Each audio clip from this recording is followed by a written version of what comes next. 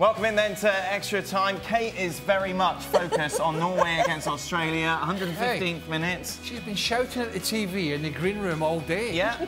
No, well, both they teams. love You're excited for both teams. They love it when I'm here. I tell you what, I couldn't even get the golf on. We had the Australian ladies of Norway in that TV. Yeah.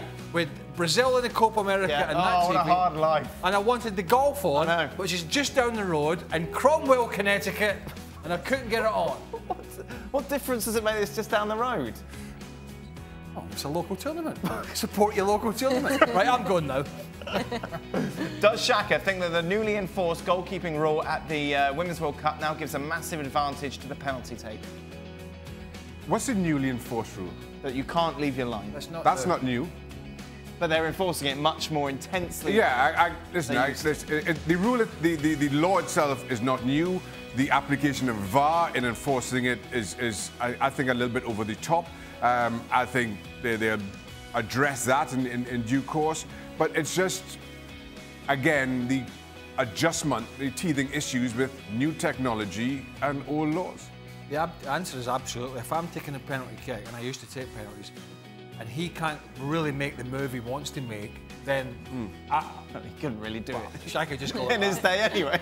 Even in his day, Shaq would just go like that. Left or right, I'm not bothered. The truth is, I think in terms of penalties and again, all laws, and we always talk about what football wants. I don't think football is going to be upset with a goalkeeper being centimetres off the line, as you had with Nigeria against, who was it, France a couple of weeks ago, when you, with the same use of VAR, allow players to come into the box, encroach into the box, but you don't police it with as heavy a hand. Let the referees on the field look at the goalkeeper, decide if he or she is too far off the line, enforce what's happening at the top of the box. If the referees on the field are fine with it, there's absolutely no need, in my opinion, to go to VAR. Which is what the Premier League are going to do. Right. If you noticed their statement that came out, you were off for a couple of days. No, I didn't notice. All right, so they released a statement to say that they're not going to micromanage the penalties. So with VAR next year in the Premier League, if a keeper was to encroach a little bit, they're going to leave it to the judgment of the officials that are there on the day.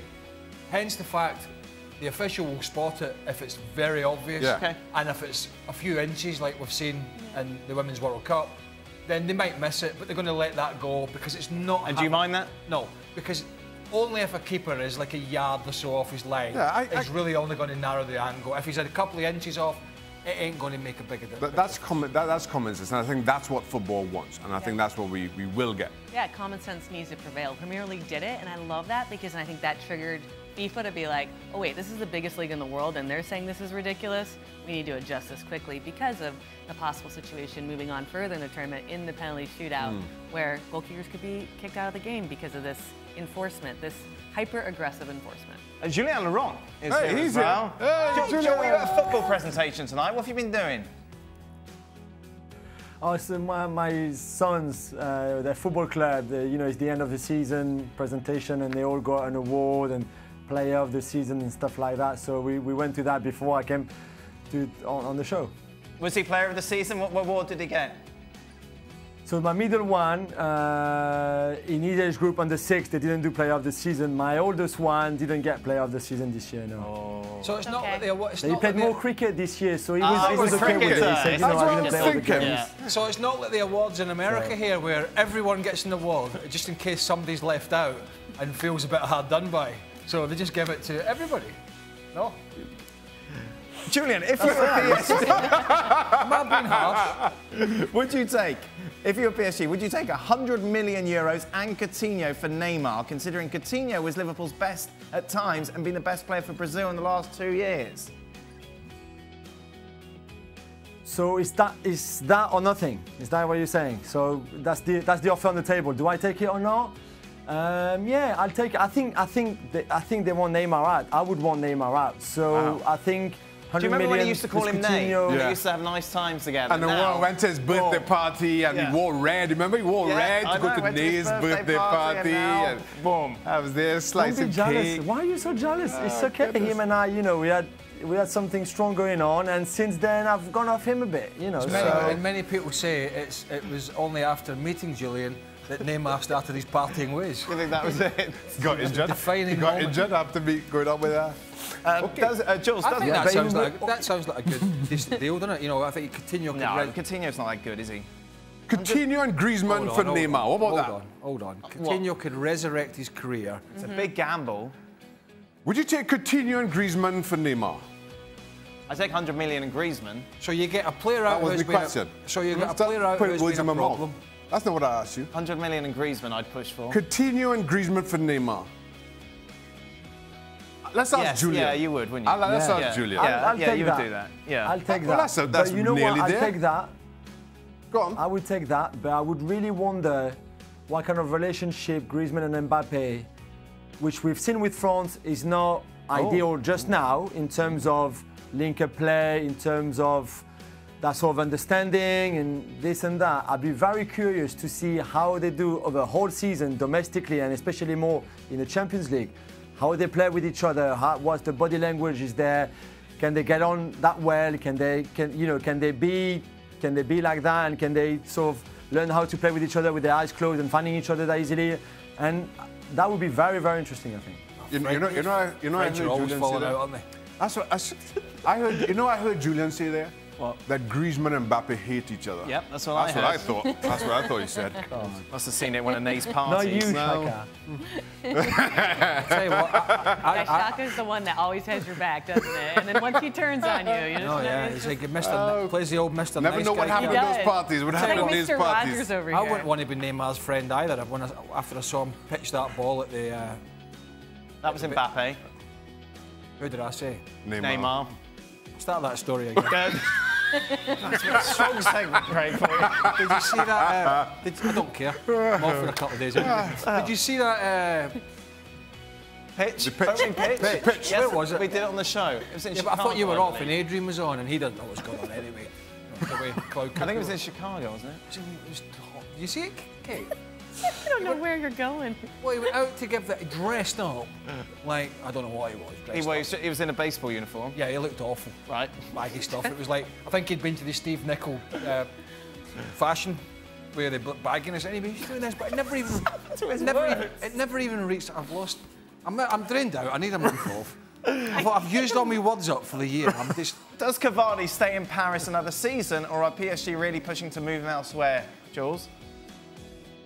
No, I think he will stay another season. They're even thinking about maybe extending. So he's got only 1 year left on his contract. There will be talks with his brother, who is his agent, I think very soon, about maybe extending it.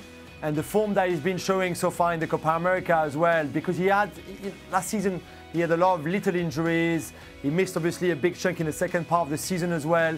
And I don't think we really saw the real Cavani in many ways, at least not the one as in form as the one we're seeing with Uruguay right now. We're at penalties. We're at penalties. Oh, beautiful. I love And it penalties. hasn't started yet. We're at penalties. Who do you want to win? Kate? Oh, yeah, Who do you want to win in that? You know what? Australia has got game winners and Sam Kerr, but Norway's a better team. Who do you want to win? Yeah, I don't know. I want. No, you got to be I was giving you my impartial. reason. I gotta give you some space. Like I had to give him my reason Impartiality. first. I'm gonna go with Norway. You want Norway to win. Because I You don't- don't like Australia. Well, I don't like how if you know that you have a problem with your team and it's fixable by just dropping a little bit of defenders, like they stay a really high line, they're really leaky defensively because they're slow defenders and they play high. It's so easy to fix. Just drop a little bit. Just drop everyone a little bit. Keep it compact. They won't do it. I don't like stubbornness when you can fix it. Don't like Can we Australians. see the penalties? Can we, Well, I'm sure they could put it on the big screen It's not behind on us, yet. maybe. It's commercial right now. maybe watch the penalties, Daniel? What do you mean? Well, He we're wants to doing go extra home. time at the He wants- moment. He but wants to you- go home, is what he's saying. Well, how does that help? I don't know. Well, you're doing extra time. I'm staring at a big TV. Look, you've run monitor. out of words, so it's all right. He wants to watch it golf, but Yeah. watch penalties. Which feels worse for a goalkeeper, getting chipped or saving a penalty but then giving up the goal on the rebound? Oh, getting chipped. Yeah. Yeah, there's nothing upsets keepers more than that. Tell them what you do. Oh, if In- you did. When in you training. Chip a goalkeeper in training. And you catch it, just kick it as far as you can. Yeah. The goalies just launch it. Yeah, So is Panenka the worst? yeah, yeah. I had to have strong words with Dwight one year about that. But Dwight used to do that to everybody. Oh, really? And then I was like, listen, if you all get a penalty, don't you dare chip me. Like, do whatever you want, but just don't chip me. And did he? Got a penalty and saved it. Did you? Yeah. Oh, yes. He's laughing now, eh? That's Dwight right. York. I'm feeling that. How highly does Julien rate Rabiot? The talent is there. He's an unbelievable, really unbelievably talented player. The issue that I have and that a lot of people have is just with his attitude, with his entourage, with his mum Veronique, who's obviously his agent and very present there. And since he was 14 and he joined Man City, she was already by then asking for all sorts when he signed his pre-contract and stuff like that, and all that things around him. I think this is what spoils it a bit, because he's been a free agent since January. How come mid-June, late June, and he still doesn't have a club? How does that even work? That's not with his talent. French international like he is should have a club right now and one of the best in Europe, and yet he still doesn't. So it will be sorted out, and I think maybe a club like Juventus, who loves a free transfer, will be there for him. And all that is because of those issues he's had at PSG, but also with Deschamps, the national team, not wanting to be on the reserve list and writing a letter and moaning all the time and this and that. And that's why he's still without a club right now. Wow. I didn't know his mum was that involved. There's this big... What? In your house, in your parents' house, I imagine it's just like pictures of you everywhere. A shrine? Yeah. Yeah, there's a shrine, for sure. Your brother you got brother and a sister? I've got 3 brothers. They must hate you. There's not a photo up of my brothers anywhere. But there's a total shrine to me. So in my house, I have no pictures of myself up anywhere. It is mortifying to go to my parents' house. Final question, Kate. Do you believe in destiny? Like Destiny's Child, the band? Or like... No, I believe in karma. Yeah? Yeah, I don't believe in destiny. Where do you stand on... Why am I going to ask? Yeah, why are we getting into this? Why did you even think of it? I don't know. Why are you asking me that? I don't know, they tweeted it in. Do you want me to hear my answer? Saga. Oh, yes, I'd love to hear your answer. No. I want to hear your answer. This sounds like a pickup line. I feel like you're going to be like, Destiny? I feel like that's where this is going to go. Okay. See, that's... No. Well, you've done enough damage in this segment. Thank you very much to Jules. We still haven't seen a penalty kick, so Kate, you'll be back tomorrow. Get it on the screen. To talk about what happened in that game. Plus, what a lineup this is. Paul Mariner, Mark Ogden and Stevie Nicol all in the studio tomorrow. Lots of teeth.